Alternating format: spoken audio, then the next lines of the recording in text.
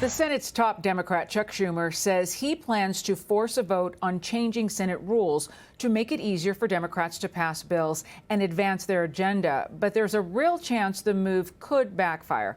Lauren Tomlinson is a former Deputy Assistant Secretary for Strategic Communications and Public Affairs at the Department of Homeland Security. Jose Aristimuno is a former Deputy Press Secretary for the DNC. Welcome to both of you. Thank you for being here. Before we begin, I want you to take a listen to what President Biden told ABC News about supporting targeted changes to the Senate filibuster.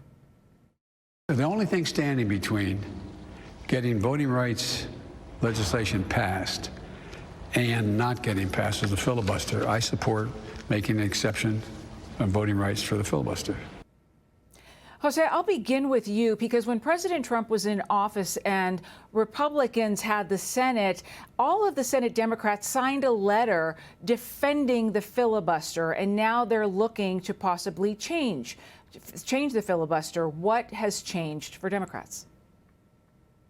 Well, look, I think first and foremost, we got to recognize that the party in power, or the president that it's in power, obviously they want to try to not use the filibuster because they want to pass their agenda. That's something normal that happens in both parties. But I think the real issue here, Alicia, is that the American people are tired of Congress getting nothing done. We've seen time and time again that filibuster 50 years ago used to be an exception to the rule. Now it's common ground. We use filibusters today time and time again, and nothing gets done. We're paralyzing Congress, paralyzing the Senate. So I think what Senator Schumer is trying to do is we got to bring at least the conversation to the table. I mean, this has got to change. We need to pass things for the American people. It's getting frustrated. And if this happens, if the filibuster, whether, let's say it ends, that's something that both Republicans and Democrats are going to get to use for their benefit when they're in power. But that's something for the American people, I think, to decide. But at least we need to have that conversation. Lauren, would you like to respond?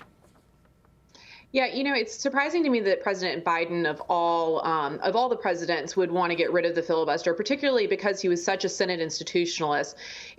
The filibuster is there because it's not that Congress can't get things done. It's that you don't want a simple majority passing everything all the time. You want to make sure that certain changes to our laws are supported by 2/3 of the Senate, and that's why the 60-vote threshold is there. So when they say that they want to get rid of the filibuster, what they're really saying is, the majority power wants to just shove everything through Congress as quick as they can before the election and, be damned the American people, right? And I think that that's what we're really talking about, because things do get done. They did pass that infrastructure bill that both Republicans and Democrats supported. And so, but they can't get the voting rights legislation. And all of a sudden, this has become a political issue for Democrats with their base ahead of the midterms. And so when we talk about getting rid of the filibuster, it would be detrimental, I think, to the checks and balances and making sure that this minority in the Senate has the same rights as the majority. And that would be really, really bad for our country. And to be clear, this isn't about so much abolishing the filibuster entirely. This is about targeted exemptions. However, Jose, I do have a question, because what is the risk here for Chuck Schumer when you think about the fact that Senators Manchin and Sinema have really not expressed any sort of support for this? What kind of image is that going to leave when this doesn't get through?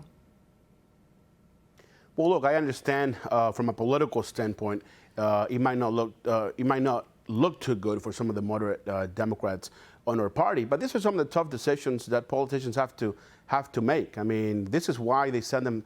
This is why the American people send them to Congress, to make the tough choices. And I'm like, look, by the way, I don't know if ending the filibuster is the right thing to do, but I think we have to have the conversation, the American people. We owe that right to the American people, that benefit, to talk about it. Look, maybe we lower it from 60 votes to 55, whatever the number may be, but today it's clearly not working, and the filibuster is being abused from both parties, and that's got to end.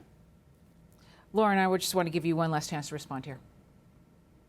Sure. I think that Congress really needs to spend time not focused on the mechanics of the Senate necessarily, but finding ways that they can come together and pass legislation. If you're talking about having narrow exemptions for the filibuster or abolishing the filibuster whatsoever, what that says to me is that your argument isn't good enough to get enough people on your side to pass an actual bill. And so Senator Schumer needs to be focused on how do I win over Senator Manchin and Senator Sisma over to my side to get this bill passed, not how do I change the rules to get what I want. And that's what I would charge Senator Schumer to think more about and Congress to think more about.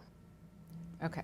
Lauren Tomlinson, Jose Aristimuno, thank you both for being here, and Merry Christmas Eve to you both. Thank you. Merry Christmas. Thank you. Thank you so much.